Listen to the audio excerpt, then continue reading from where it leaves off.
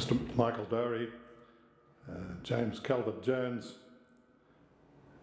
Ron Steiner and other board members, Sharman Stone, former colleague, John Rogerson, CEO, distinguished guests, ladies and gentlemen. Dame Elizabeth Murdoch made a truly outstanding contribution to the community. Her contribution was outstanding because of the way she went about her community work and charitable organisations that benefited from her involvement.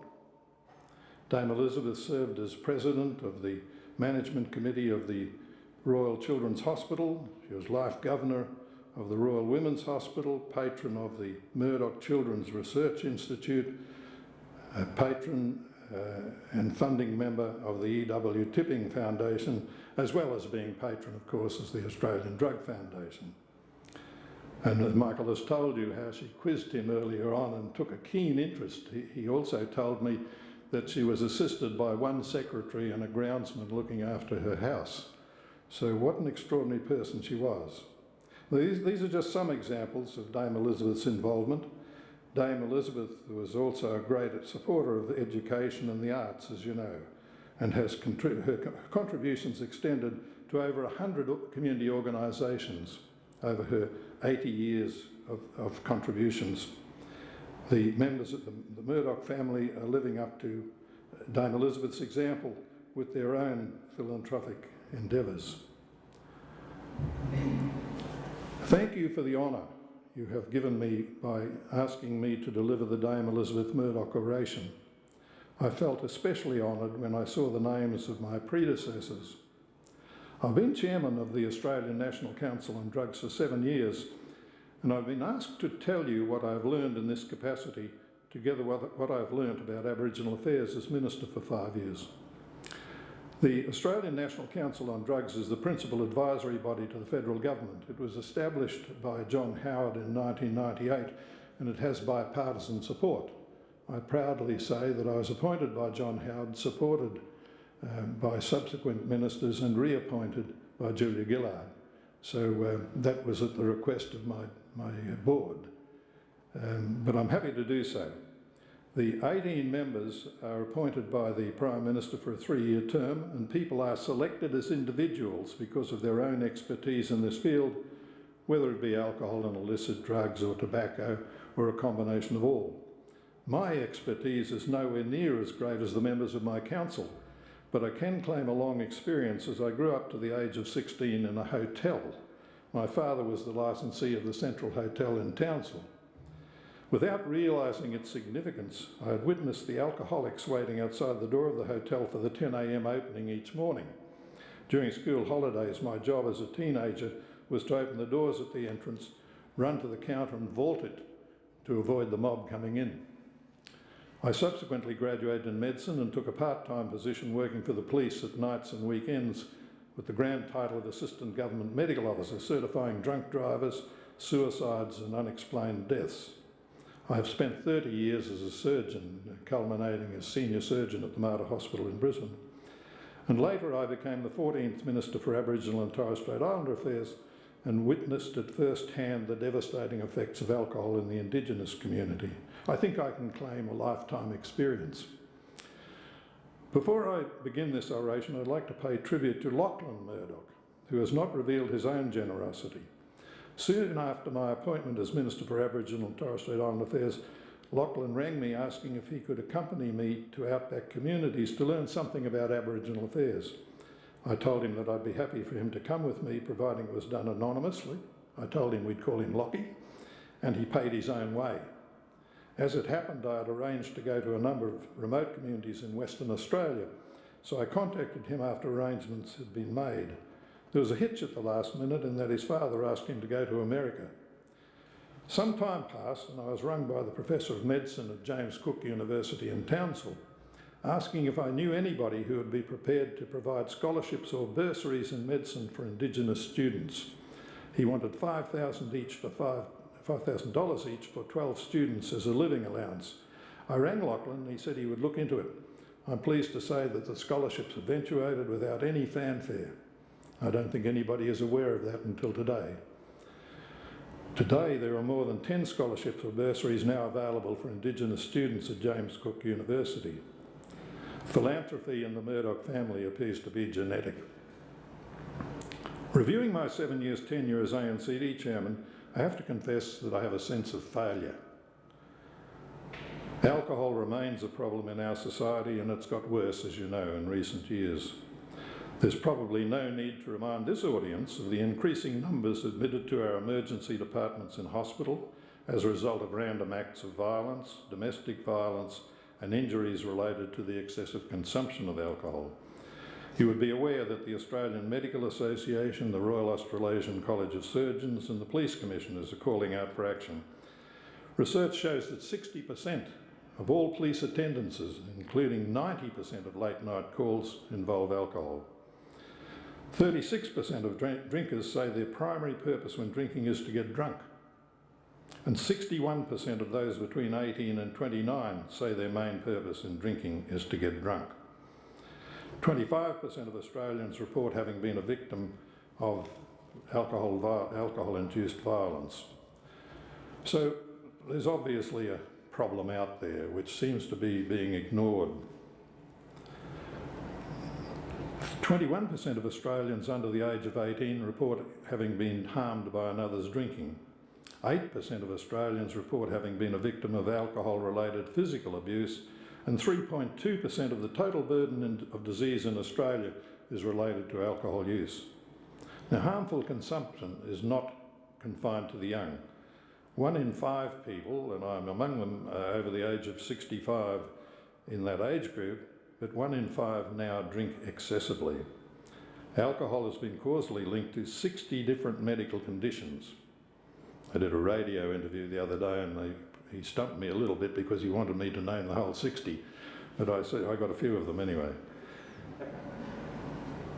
Harmful alcohol consumption costs us more than $15.3 billion a year. It's estimated that local governments spend nearly $800 million a year on public order and safety annually, and insurance administration costs related to alcohol are at least $200 million annually. The level of alcohol-related damage occurring in our communities is simply appalling. The health, social and economic costs associated with alcohol use simply cannot be allowed to continue at the current level. We know that mental health and suicide are inextricably linked with excess alcohol consumption. 6 people a day die of suicide, and that's nearly double the number that are dying of road accidents among young people. We all know that the culture of drinking and intoxication has a long history in Australia, and the overwhelming majority agree that these levels of harm are unacceptable. It's obvious there needs to be a culture change, despite the fact that the industries that profit most from present culture run the same old fear campaign of a nanny state takeover. The term nanny state originated in Britain in 1965 and is now defined as, I quote, a government perceived as authoritarian, interfering or overprotective, close quote. Well, seatbelts, random breath tests and gun laws and the restriction on cigarette sales do not represent a nanny state, and nor do sensible alcohol policies and programs. Alcohol consumption among young people is significant. When I say young, I'm talking about school children. 60% of students aged 12 to 17 reported consuming alcohol in the past year, and 23% in the past week. 22% of hospitalisations and 13% of deaths of young people are attributed to alcohol. If there are 24 school children at school today, 3 will be dead by the time they're 25 due to alcohol consumption. 52% of alcohol-related road injuries and 32% of alcohol-related hospital admissions for injuries from violence involve 15 to 24-year-olds. I mentioned before that excessive consumption and its dangers is not confined to the young. The last available statistics show that liver cirrhosis, strokes and heart problems and falls are the most common cause of alcohol-related hospitalisations and deaths in the people over the age of 65. At the other extreme, fetal alcohol spectrum disorder has been recognised for over 20 years but a large number of expectant mothers still consume alcohol during their pregnancy. Alcohol crosses the placenta and is metabolised more slowly. The blood alcohol concentration in an embryo can be higher than that of the mother, causing a range of permanent harms to the unborn child. We have to get the message over that any alcohol can be dangerous in pregnancy, as we don't know if there's a safe level. Culture change is not impossible. Look what's happened in relation to cigarette smoking. From a high of 60%, it's now down to 16%, expected to be 14% soon. This came about through government action, community education and restriction on advertising. The same can be done in relation to alcohol. Last week, the Australian National Council on Drugs released an alcohol action plan which encapsulates advice that most experts in this field have been stating for years. It has 131 references and is available on the ANCD website, and if you want to check the veracity of the figures that I've given you, they're all referenced in that website. States and territories need to ensure that liquor licensing legislation across all jurisdictions give prominence to public health and safety considerations. Liquor licensing procedures should consider outlet density, closing hours and related risks and harms, drawing on local evidence and with the input of the local community. In 2008, closing hours in pubs in central Newcastle were restricted to a 3 a.m. lockout, and it was restricted back, was at 5, it was strict 3, and then back at 1 a.m. This was with the agreement of the local vendors. Previously, pubs had been permitted to open till 5 a.m, but then when this measure was introduced in response to public complaints about violence and damage to property and public disorder. A study investigating the effects of this restriction found a relative reduction in assaults of 37% in comparison to a control area at nearby Hamilton. Assaults after 3 a.m. decreased most dramatically by 2/3, so it can be done. This demonstrates that we need to develop local level interventions to reduce alcohol-related harms, and we need to improve access to treatment as well. The Commonwealth must give further consideration to implementing the recommendations regarding alcohol taxation made in Australia's future tax system review. We need to tax alcoholic drinks according to their alcoholic content. It's as simple as that. We need to engage Australians in issues related to alcohol-related problems and harms in the community.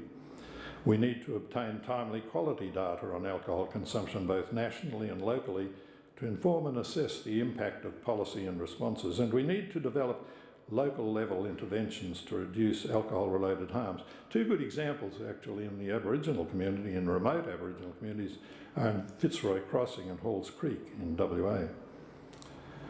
I'd now like to turn to my experience as Minister for Aboriginal and Torres Strait Islander Affairs between 1996 and 2001.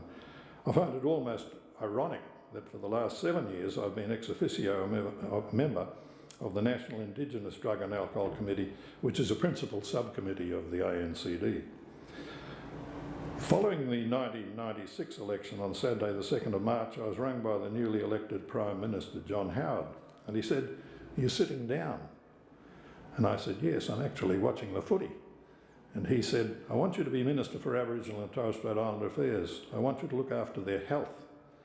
I said after a moment's hesitation, because I hadn't been shadowed, "I'm honoured to be asked to be part of the team and I'll do my best." He said, "That's all I ask." He didn't know, nor did I, that the responsibility for Aboriginal health had been transferred from the Ministry of Aboriginal and Torres Strait Islander Affairs to the Health Department 6 months previously. Nonetheless, I had responsibility for the social determinants of health: housing, employment, education, and the Aboriginal and Torres Strait Islander Commission. It was a baptism of fire. I admitted that I knew little about the subject, and without hardly opening my mouth, I was branded racist and paternalistic. And I was concerned until I learned that my 13 predecessors suffered the same fate. It's like a band of brothers and sisters, I suppose, now with the ministry. I got rung by all my predecessors offering their assistance because they knew what I was in for. But anyway, those 5 years were of enormous challenge, considerable learning, and much humility, as I discovered so much that was not understood by me, but also by the overwhelming majority of my fellow Australians. The thing that I learnt particularly was the importance of Aboriginal culture. The great privilege I had as Minister was unlimited travel to remote communities. The only constraint was time. I spent my time assiduously meeting as many community leaders and elders as possible, visiting the most remote parts of this great country. I learnt at first hand the tyranny of distance. 15 years ago, Dr. John Matthews, then Menzies Professor of Health Research in Darwin, said, and I quote, "The poor health of Aboriginal Australians is primarily due to social and environmental disadvantage. It is not due to any absolute lack of knowledge about causes of their health, but to the fact that Aboriginal people have had limited access to health resources and knowledge because of their own poverty and educational disadvantage, and not much has changed." But having said that, a lot has happened over the last 10 years, particularly in relation to education. And as you all know, good news doesn't sell. I'd be surprised if you know that there are now over 200 Indigenous graduates in medicine, 1,000 registered nurses, 5,000 employees in community services, and 70,000 enrolled in TAFE and vocational services.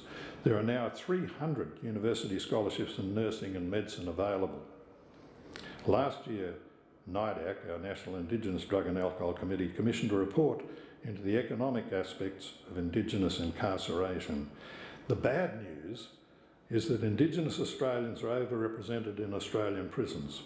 At the 30th of June 2011, there were nearly 30,000 prisoners in Australian prisons, of which 26% were Indigenous, and they only represented then 2.5% of the total population. In 2010-11, the imprisonment rate for Indigenous adults aged 18 or over was 1,746 per 100,000, compared with the corresponding rate of 125 for non-Indigenous people, a ratio of Indigenous to non-Indigenous imprisonment rates of 13.9 between the two. In 2011, 70% of Indigenous prisoners convicted of a violent offence had been previously convicted, and 81% of Indigenous prisoners convicted of a non-violent offence had been previously convicted. Indigenous prisoners were more likely to have been convicted of a prior offence than non-Indigenous. Around 68% of Indigenous and 65% of non-Indigenous prisoner entrants self-reported having used illicit drugs during the previous 12 months. Of all Indigenous prisoner entrants, those aged 18 to 24 were most likely to have used illicit drugs. It was actually 76%. And based on data from a New South Wales survey, Indigenous prisoners are also significantly more likely to be dependent on alcohol than non-Indigenous prisoners, and Indigenous men were significantly more likely to report that they were intoxicated at the time of the offence for which they were incarcerated. Now, education is obviously the answer, and employment is as well.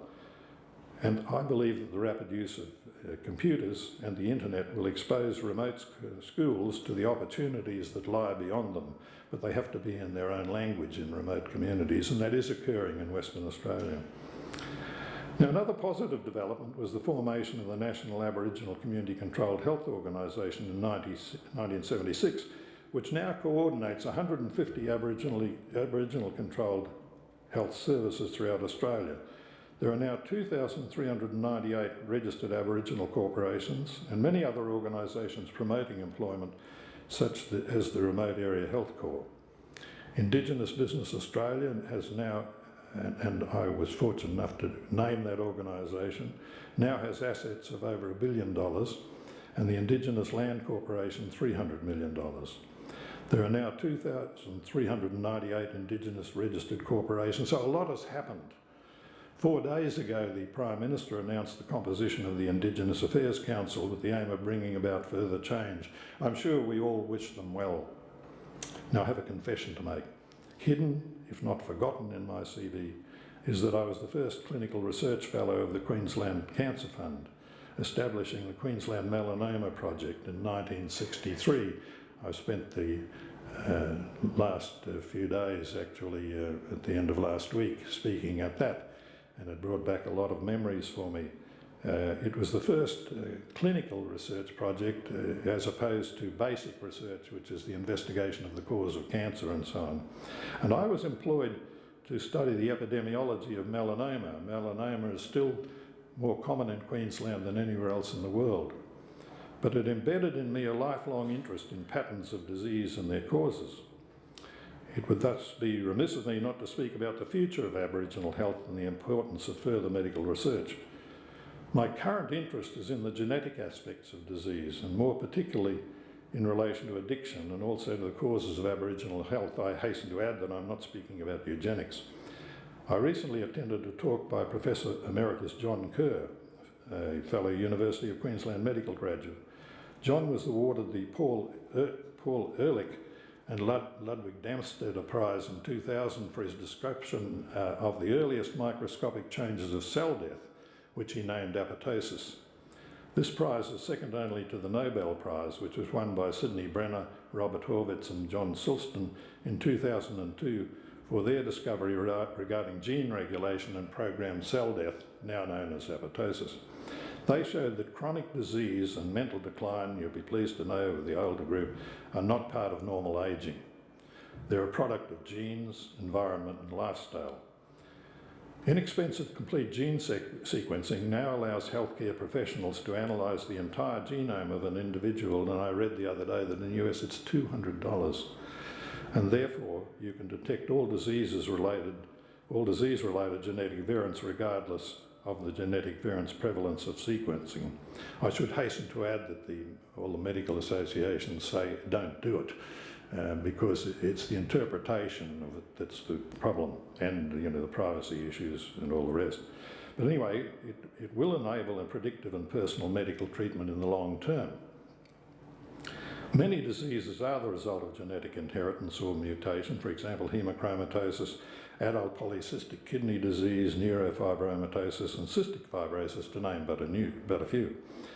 The question of genetics and addiction is still unresolved. Although unresolved, I have little doubt that the resolution of this dilemma is within our scientific grasp. The most interesting recent development, however, is the understanding of epigenetics, EPI genetics, the science of how our genes are influenced by environmental factors in ways that turn them on and off to determine what characteristics and programs within the genetic code are activated.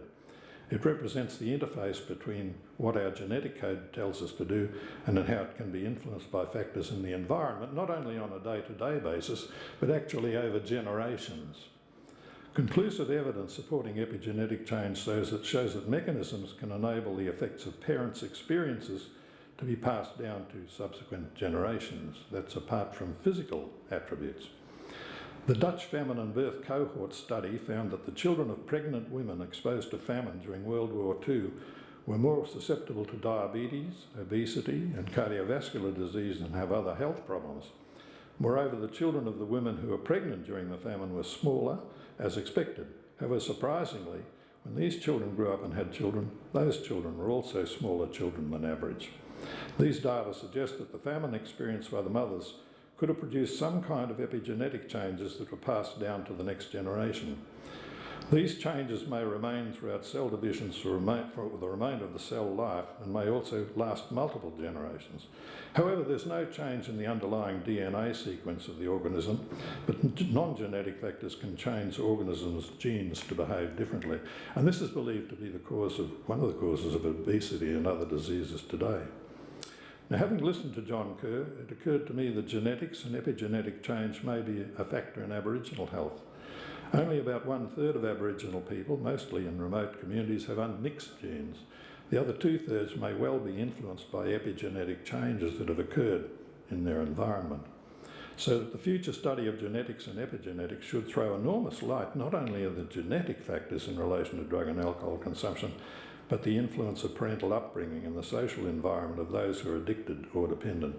It's a fascinating subject should you be interested in this sort of thing, but there's a lot available on the website and there's books available. I have a Kindle and I've got 3 books on it already from that, so there's a lot written about it and it's easy to obtain. I cannot finish this oration without commenting on the debate about legalising drugs. You may have seen that next year the American states of Washington and Colorado are preparing to legalise the purchase and consumption of marijuana. The Australian National Council on Drugs has not discussed this topic, nor have we been asked by the government to do so. The current 3-year term of the present council ends at the beginning of next year, and I've already announced that I will not be reapplying for membership. I think this relieves me of the constraint of my chairmanship to speak as an individual on this subject. The Prime Minister's statement about the right of the Governor-General to speak her mind as an individual is an analogy that I could refer to if necessary. I hasten to add that I do not agree with all the views of the Governor-General, but I'm happy to claim the precedent. I'm firmly of the view that currently illicit drugs should not be legalised. Antonio Maria Costa, as Executive Director of the United Nations Office on Drugs and Crime, visited Australia 6 years ago and made the statement, and I quote, "Drugs are not dangerous because they are illegal. They are illegal because they are dangerous to health." I agree. Alcohol and tobacco are legal, and look at the havoc they've both caused. The social cost of tobacco is 6 times the social cost of illicit drugs, and alcohol 4 times the social cost of illicit drugs. And that tobacco cost is continuing because of the long latent time, particularly among women. Among young women, actually, lung cancer is more common than breast cancer, to give you some idea of the latent effect. A 10-year study has shown that 1 in 4 drivers killed across Australia was adversely affected by drugs. My concern with cannabis relates principally to hydroponic cultivation and the fact that it's considered by some as a gateway drug. One researcher said, and I quote, "Cannabis is not one drug. There are over 80 different cannabinoids and between 500 and 2,000 chemicals. It's been called a chemical soup." The long-term effects of heavy usage is now well documented. Controls in Australia have been effective. The use of cannabis is down dramatically, and heroin deaths decreased by 70% in the last 8 years, although there have been occasional increases, as you know. The Australian Medical Association in particular is concerned about the increased consumption of prescription drugs, legal drugs, particularly oxycodone. 10% of patients registered for treatment for opioid dependence in Queensland indicated that it was prescribed. The Pharmaceutical Benefit Scheme has shown a dramatic increase in the prescription of oxycodone. Long-term usage is addictive, and greater quantities are needed to achieve effect. In conclusion, I'd like to congratulate the Australian Drug Foundation. Your persistence and perseverance for over 50 years in informing the wider public is certainly having an effect. You should be proud of your efforts. The Australian Drug Foundation has been at the forefront of this movement for all that time, and it is to be commended for its tenacity. You are making headway. There is culture change occurring as a result of the Good Sports Awards and your work with the Australian Defence Force, together with your attack on the use of alcohol and performance-enhancing drugs in sport. In an interview on her 100th birthday, Dame Elizabeth said, and I quote, "Always be optimistic and always think of other people before yourself." The Australian Drug Foundation is living up to her ideal. Thank you for allowing me to be in your presence today.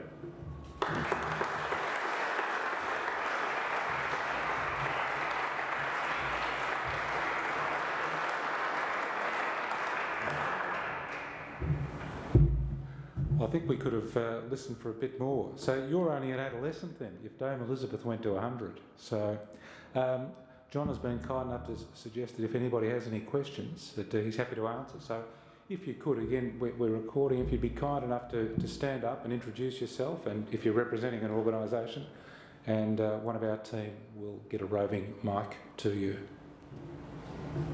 I'll try and answer them, but I had 5 years of questions without notice by the opposition, so don't be concerned. These people will be pussycats. So.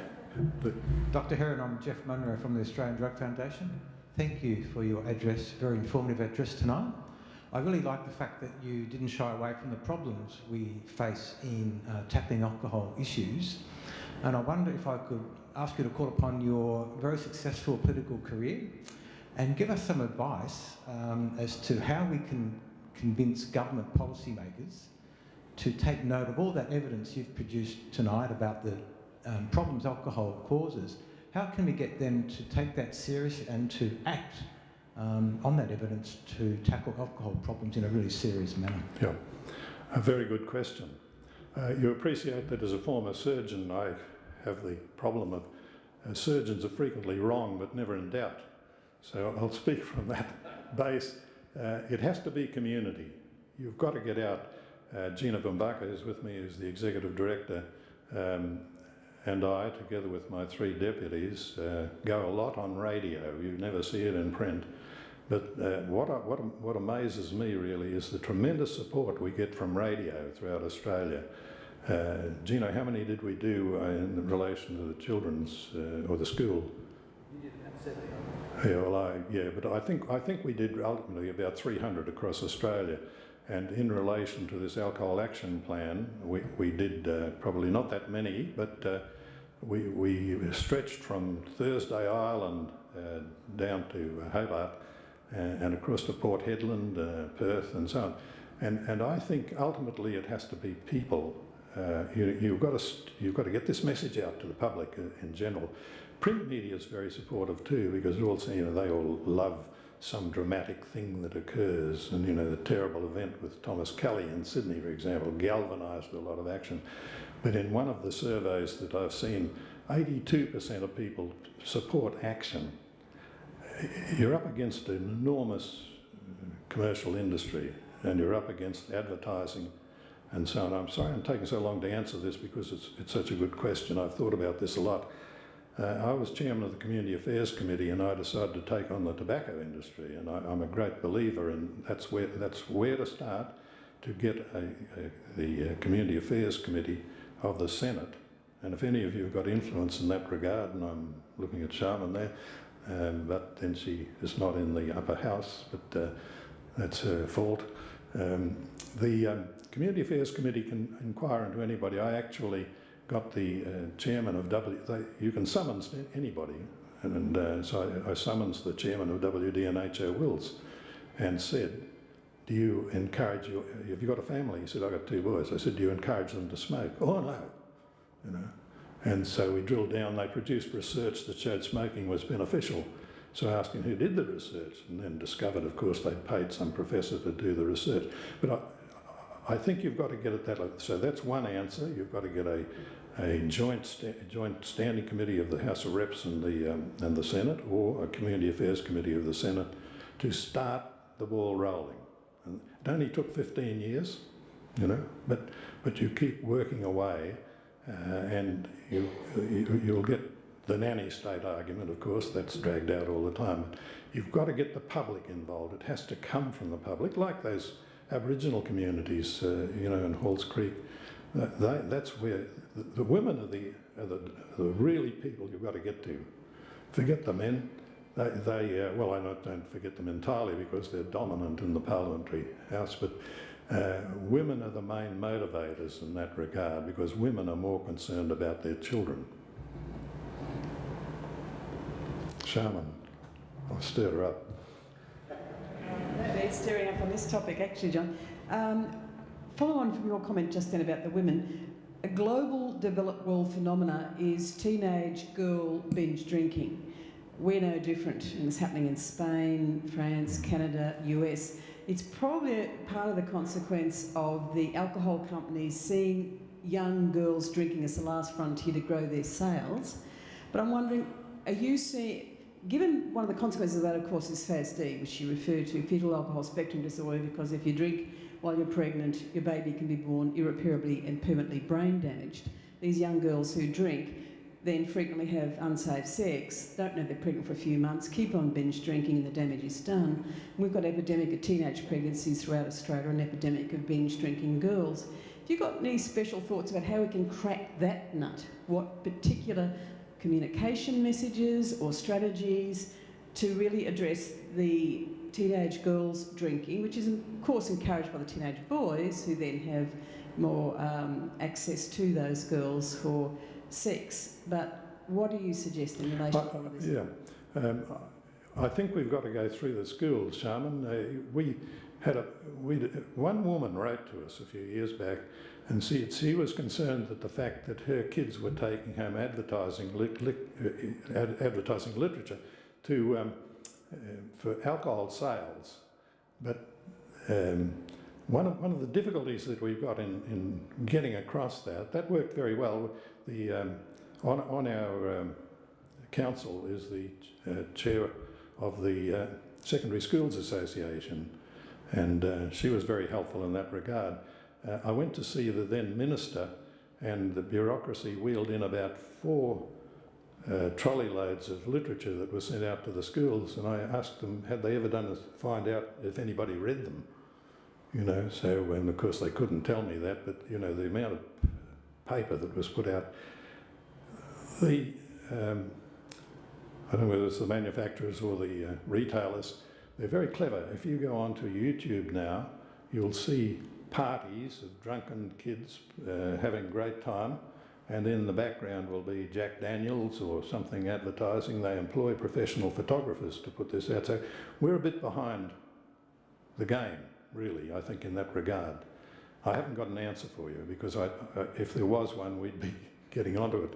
But as you say, it's worldwide. I was looking at the statistics. In 1960, in Russia, there was 1/3 absenteeism of the workforce due to alcoholism. So we're about number 10, I think, on the world scale in being naughty. I wish I had the answer. I had, I had. You've got seven daughters, and you know, they've all turned out all right. I hasten to add, and my sons, but after the parents, I think it has to start in the home initially. And one of our problems is that a lot of the homes, they give them the grog thinking it's going to be helpful to them, you see, and then it gets out of hand. But the big change that, of course, is peer group influence, which is the next biggest thing after the parental influence when they're a bit rebellious as teenagers and so on. But by and large, I think the kids are pretty good. There are only about 15 arrested in Schoolies Week down the Gold Coast over drunken behaviour. I try and get around the schools as much as I can and talk about the effect of alcohol on the brain, you know, the developing brain, and that seems to get over to a lot of people and a lot of parents. You know, do you want your kids to be a bigger dummy than you are? You know. We've got one quick one. One more. Dr. Heron, Jenny from the Australian Drug Foundation. I was interested to hear your comments about Aboriginal people being overrepresented in our prisons and people with substance abuse problems being in prison. Can you talk to us a little bit about the role that you think decriminalisation plays in Australia, given your opposition to legalising drugs? Yeah.